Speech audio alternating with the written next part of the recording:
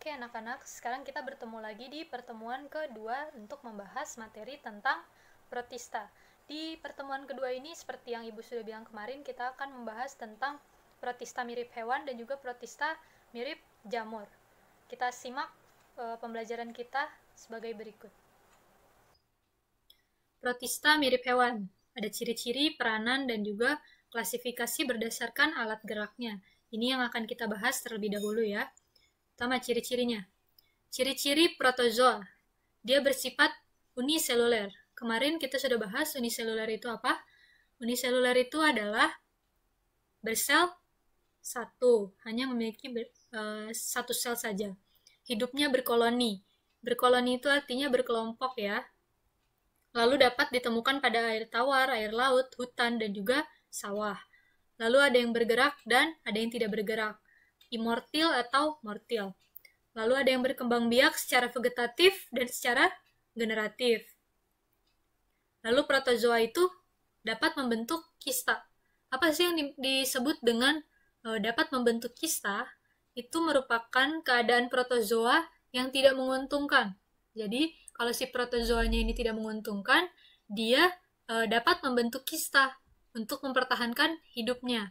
Lalu saat kistanya ini berada pada keadaan yang menguntungkan, maka akan berkecambah menjadi sel vegetatif. Begitu ya. Kita ulang ya. Protozoa dapat membentuk kista. Maksudnya adalah dalam keadaan tidak menguntungkan, kista akan membentuk. Dalam keadaan tidak menguntungkan, maksud Ibu, protozoa akan membentuk kista untuk mempertahankan dirinya. Tetapi saat dia nantinya berada di atau menjadi menguntungkan, dia akan berkembang menjadi sel vegetatif. Seperti itu ya. Ini adalah klasifikasi berdasarkan alat geraknya. Ada 4. Yang pertama rhizopoda, flagellata, ciliata, dan juga sporozoa. Kita lihat rhizopoda. Nah, nih. Rhizopoda. Dia memiliki ciri-ciri sebagai berikut. Yang pertama bergerak dengan pseupodia atau kaki semu. Mana kaki semunya? Kita lihat di gambar ini kaki semunya. Ini kaki semunya ya. Berlekuk-lekuk. Lalu habitatnya ini ada di air dan juga menjadi parasit pada tubuh hewan. Cara hidupnya itu soliter atau secara berkelompok. Lalu dia bereproduksi dengan membelah diri. Nah, kita lihat di sini gambarnya ya. Yang pertama, dia memiliki inti sel atau nukleus. Inti sel atau nukleusnya terlihat dengan jelas ya. Lalu ada vakuola makanan dan vakuola berdenyut. Bentuknya hampir sama, besarnya juga hampir sama ya. Lalu ini ada centriole. Centriole, lalu ada ektoplasma. Ektoplasma itu dia di luar dan juga endoplasma dia di dalam. Lalu ada pseupodium atau pseupodia itu yang ini ya. Ini kaki-kaki semu, namanya kaki semu. Lalu contoh dari rhizopoda itu apa sih Bu? Kita bisa lihat ada entamoeba di rongga usus besar kalian sebagai parasit. Namanya entamoeba. Dia hidup di usus besar sebagai parasit. Selanjutnya kita lihat flagellata. Memiliki ciri-ciri itu alat gerak berupa bulu cambuk. Bulu cambuk itu seperti apa sih Bu? Ini bulu cambuk nak. Tuh. Seperti cambuk ya, bentuknya seperti cambuk, makanya namanya bulu cambuk. Lalu dia dapat ditemukan di air laut, air tawar, dan juga parasit pada tubuh hewan atau tubuh manusia. Berarti kemungkinan juga ada di badan kalian. Cara hidupnya itu dengan soliter atau koloni. Reproduksinya secara aseksual atau vegetatif. Contohnya itu ada Trypanosoma gambines dan Trypanosoma rhodiense yang menyebabkan penyakit tidur. Sekarang kita lihat nih strukturnya. Yang pertama ada nukleus atau disebut juga inti sel. Inti sel. Lalu ada vakuola makanan, vakuola makanan, ada juga vakuola kontraktil. Yang hijau namanya kloroplas. Hijau namanya kloroplas. Lalu ada mitokondria, ada juga pelikel. Ada juga bintik mata yang berwarna merah. Jangan lupa flagel, flagellata, bulu cambuk. Seperti cambuk. Mengingatnya seperti itu ya, kita lihat ekornya seperti cambuk, berarti dia bulu cambuk, namanya flagellata. Oke, sekarang kita lihat lagi ciliata. Ciliata itu memiliki ciri-ciri alat gerak berupa rambut getar. Rambut getar seperti apa rambut getar? Di sini ya ada rambut-rambut getar di pinggir-pinggir ini. Silia, rambut getar atau silia. Dia dapat ditemukan di air tawar atau tempat-tempat yang lembab. Lalu cara hidupnya ini soliter atau berkoloni. Bereproduksi dapat secara seksual dan juga aseksual. Kita lihat gambarnya, kita lihat struktur tubuhnya ya. Dia memiliki vakuola makanan. Memiliki makronukleus dan juga mikronukleus. Makro itu besar, mikro itu kecil. Lalu ini ada trikorsis. Ada vakuola kontraktil, ada plasma, membran plasma, dan juga ada silia atau rambut getar. Ya, contohnya itu ada Balantidium coli, yaitu parasit yang dapat menyebabkan penyakit balantiosis atau disentri Balantidium. Selanjutnya kita lihat lagi pembahasan ke sporozoa. Ke sporozoa, kita sekarang membahas sporozoa. Dia memiliki ciri-ciri sebagai berikut. Yang pertama, tidak memiliki alat gerak. Lihat ya, kalau tadi pasti ada flagel itu ada di belakangnya, kalau rambut getar ada di samping-sampingnya, sedangkan yang ini dia tidak memiliki alat gerak sama sekali. Hidupnya sebagai parasit, menumpang ya, dan menyerap nutrisi dari sel inangnya. Cara hidupnya itu soliter. Lalu reproduksinya ini secara aseksual. Kita lihat di sini. Ada polar ring. Di sini yang seperti pipa-pipa bersusun disebut conoid. Ini disebut pelikel. Ada juga tubulus subpelikular. Lalu ada microneme. Ada juga rhoptri, ada badan Golgi, nukleus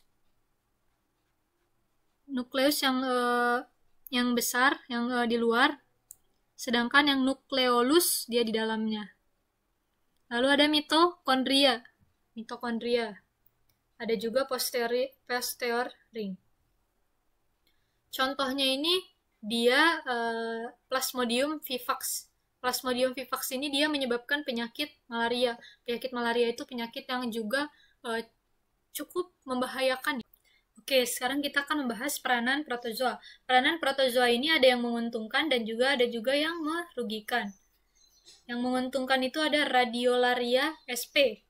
Itu dia digunakan untuk bahan penggosok dan juga pengkilap logam.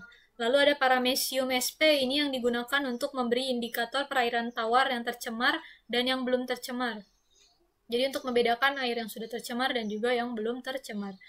Lalu ada Stentor sp, ini juga untuk memberikan indikator pada air tawar, tapi hanya perairan yang sudah tercemar saja. Lalu ada yang merugikan, itu ada Plasmodium vivax, yang sudah kita bahas tadi, dia menyebabkan penyakit malaria. Penyakit malaria merupakan penyakit yang juga berbahaya dan juga mematikan ya. Lalu ada Entamoeba histolica. Ini dia penyebab dari penyakit disentri. Itulah beberapa peranan dari protozoa. Sekarang kita masuk ke protista mirip jamur. Protista mirip jamur itu dia klasifikasinya ada 2. yaitu Myxomycota dan juga Oomycota. Lalu di sini ada suatu pertanyaan, mengapa tidak masuk pada kingdom fungi? Kan dia jamur, kenapa dia tidak masuk ke kingdom fungi? Alasannya adalah karena struktur tubuh dan cara reproduksinya ini berbeda. Reproduksi jamur lendir itu mirip fungi, tetapi gerakan pada fase vegetatifnya itu mirip amuba. Meskipun tidak berklorofil, struktur membran jamur ini mirip ganggang. Jadi dia cara hidup dan juga reproduksinya itu berbeda dengan kingdom fungi, sehingga dia dikeluarkan dari kingdom fungi. Lanjut kita masuk ke Myxomycota. Myxomycota atau disebut juga Myxomycota atau disebut juga dengan jamur lendir. Ini ada gambarnya jamur lendir seperti ini. Lalu dia memiliki ciri-ciri sebagai berikut. Yang pertama itu dia bersifat heterotrof. Apa sih yang disebut dengan heterotrof? Heterotrof itu adalah organisme yang membutuhkan senyawa organik di mana karbon diekstrak untuk pertumbuhannya. Lalu dia memiliki berbagai jenis warna yang terdapat pigmen, yang ada pigmennya. Habitat dari jamur ini biasanya dia itu ditemukan di daerah-daerah dingin dan juga daerah-daerah yang teduh. Intinya dia tidak bisa nggak bisa di suhu yang panas-panas, harus dingin atau teduh. Lalu dia ini bersifat sebagai parasit, berarti dia menumpang pada inangnya dan juga menyerap vitamin atau makanan dari inangnya. Lalu dia bergerak dengan pseudopodia. Apa itu pseudopodia? Kaki semu. Lalu ada Oomycota atau jamur air. Kita lihat di sini gambarnya tuh. Ini jamur air. Habitatnya ini dia ada di tempat yang lembab. Tentu lembab karena namanya jamur air ya. Jamur air ini mempunyai hifa yang tidak bersekat. Lalu dinding selnya ini dari selulosa dan reproduksinya ini secara vegetatif dan juga secara generatif. Lalu kita lihat lagi ada beberapa latihan soal ya. Nih. Oke. Ya, perhatikan gambar di bawah ini. Ada 5 gambar. Yang termasuk kelompok Ciliata ditunjuk oleh nomor. Ciliata itu tadi bulu getar. Yang mana yang bulu getar? Coba kalian pikirkan, Ibu beri waktu beberapa detik saja ya. Sudah? Sudah ditemukan jawabannya? Sudah ya? Rambut atau bulu getar. Kita lihat. Ini bulu getar. Ya kan? 2, berarti 2 ya. Nomor 1, apakah dia termasuk Ciliata? Ayo. Bukan ya, karena ini adalah kaki semu. Lalu nomor 3, apakah dia termasuk Ciliata?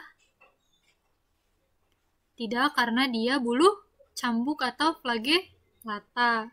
Lalu yang ini, apakah dia termasuk kelompok Ciliata? Bukan juga karena tidak ada bulu getarnya. Nomor 5, apakah dia termasuk kelompok Ciliata? Iya, karena ada bulu getarnya di atas ini ya. Jadi jawabannya adalah nomor 2 dan nomor 5. Kita cek. Apakah betul nomor 2 dan nomor 5? Betul. Betul ya. Ada yang benar? Pasti ada dong yang benar. Masa nggak mungkin, salah. Pasti kalau sudah mendengarkan, pasti kalian tahu. Lalu nomor 4 ya. Sebutan lain dari flagella atau flagellum, yaitu apa? Ibu beri waktu beberapa detik saja, ayo. Ini pertanyaan yang mudah. Kita sudah membahas tadi ini di materi di depan. Ayo. Sudah ya? Flagella atau flagellum? Flagellata. Flagellata tadi itu adalah, apakah dia bulu getar? Bulu getar itu tadi Ciliata. Ciliata. Benar nggak nih? Salah. Kita cek ya. Salah apa benar? Salah. Salah ya. Bulu getar salah. bulu-bulu pasti salah karena ini tidak jelas ya. Deskripsinya tidak jelas. Serabut bulu apakah ya? Apakah flagela berserabut? Tidak. Serat? Tidak. Bulu? Cambuk. Apakah bulu cambuk?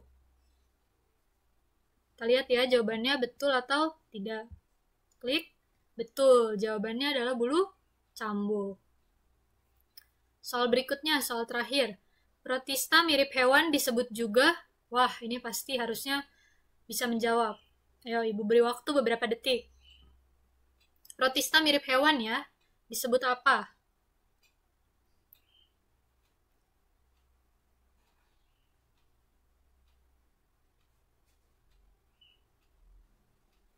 Apakah dia animalia?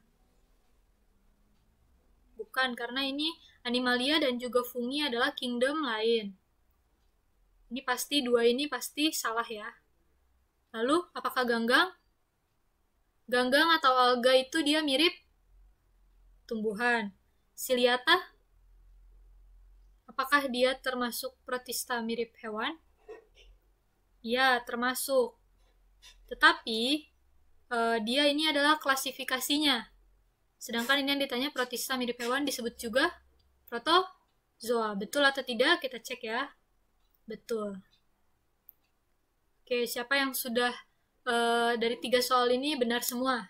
Pasti ada dong yang benar semua. Yang masih ada yang salah? Ada? Kalau kalian masih ada yang salah, boleh dibaca-baca ulang kembali materi yang sudah Ibu berikan tadi, supaya kalian lebih memahami dan mengerti.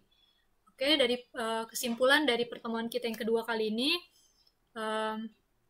kita membahas tentang protista mirip hewan dan juga protista mirip jamur. Protista mirip hewan tadi dibagi menjadi 4. Lalu dengan contohnya masing-masing, ada yang menyebabkan penyakit malaria dan juga lain sebagainya.